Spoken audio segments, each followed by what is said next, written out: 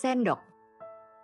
Renungan diinspirasi dari Injil Yohanes bab 11 ayat 45 sampai 56.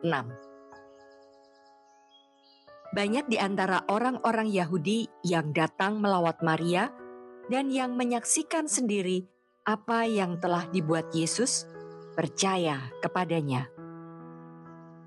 Namun, beberapa di antara mereka pergi kepada orang-orang Farisi dan menceritakan kepada mereka apa yang telah dibuat Yesus. Lalu imam-imam kepala dan orang-orang Farisi memanggil mahkamah agama untuk berkumpul dan mereka berkata, "Apa yang harus kita lakukan?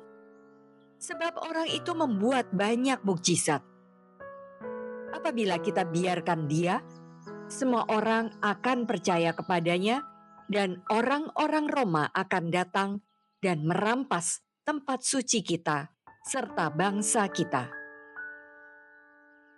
Namun salah seorang di antara mereka, Kayafas, imam besar pada tahun itu, berkata kepada mereka, "Kamu tidak tahu apa-apa, dan kamu tidak insaf bahwa lebih berguna bagimu jika satu orang mati untuk bangsa kita daripada seluruh bangsa kita ini binasa." Hal itu dikatakannya bukan dari dirinya sendiri, tetapi sebagai imam besar pada tahun itu, ia bernubuat bahwa Yesus akan mati untuk bangsa itu, dan bukan untuk bangsa itu saja, tetapi juga untuk mengumpulkan dan mempersatukan anak-anak Allah yang tercerai-berai. Mulai hari itu, mereka sepakat untuk membunuh dia. Karena itu Yesus tidak tampil lagi di depan umum di antara orang-orang Yahudi, tetapi ia berangkat dari situ ke daerah dekat padang gurun, ke sebuah kota yang bernama Efraim. Dan di situ ia tinggal bersama murid-muridnya. Pada waktu itu hari raya Paskah orang Yahudi sudah dekat, dan banyak orang dari negeri itu berangkat ke Yerusalem untuk menyucikan diri sebelum Paskah. Mereka mencari Yesus, dan sambil berdiri di dalam bait Allah, mereka berkata seorang kepada yang lain, "Bagaimana pendapatmu? Akan datang jugakah ia ke pesta?" Demikianlah sabda Tuhan. Terpujilah Kristus. Dalam masa Prapaskah, kita merenungkan penyelamatan yang kita terima dari Kristus. Namun, dari bacaan hari ini kita menemukan bahwa misi Kristus tidak hanya menyelamatkan, tetapi juga mengumpulkan dan mempersatukan kita semua yang percaya, yang disebut anak-anak Allah. Bagi kita yang pernah beraktivitas dalam komunitas, kemungkinan besar pernah merasakan sulitnya menyatukan hati dan pikiran para anggota komunitas ke satu arah tujuan yang disepakati oleh komunitas. Tidak jarang sebuah komunitas bubar karena kesulitan ini. Mungkin juga keadaan ini sedang menjadi isu besar karena dalam bait pertama himne tahun Yubileum 2025 dituliskan, "Tiap bahasa, kaum dan bangsa, dalam sabda temukan cahaya. Anak-anak yang tercerai-berai dirangkul puteramu terkasih." Ada sebuah parabel mengenai surga dan neraka.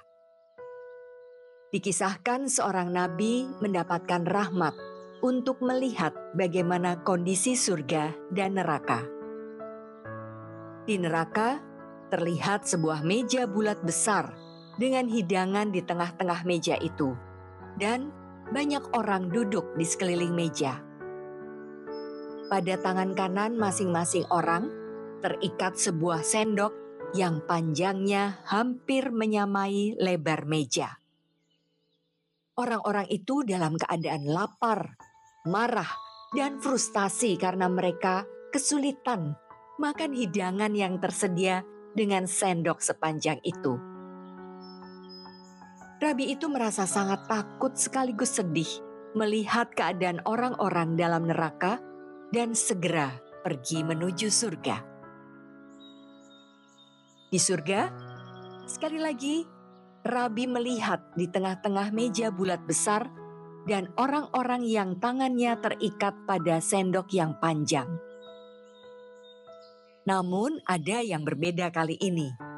Tidak ada kekacauan, kemarahan, frustasi, atau kesedihan di meja tersebut.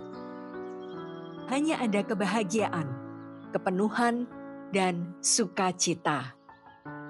Di surga, mereka saling membantu menyuapi orang-orang yang duduk di seberang mereka. Masing-masing dari mereka bisa menikmati hidangan lezat di meja hingga kenyang.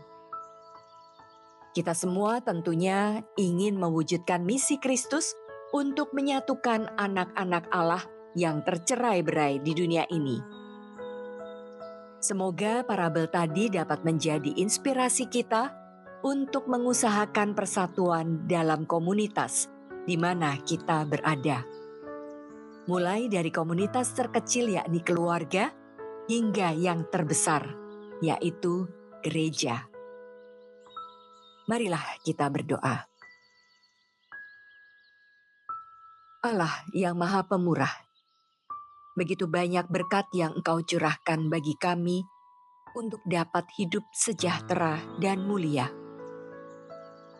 Tetapi karena keserakahan dan kekerasan hati kami, banyak sesama kami yang menjadi miskin, lemah, dan tersingkirkan. Semoga dalam masa retret agung Paskah tahun ini, kami dapat kembali menemukan jalan-Mu agar semakin banyak saudara-saudara di sekitar kami yang dapat mengalami berkat dan sukacita. Bunda Maria, Bunda kami semua, doakanlah kami yang berdosa ini sekarang dan waktu kami mati. Amin.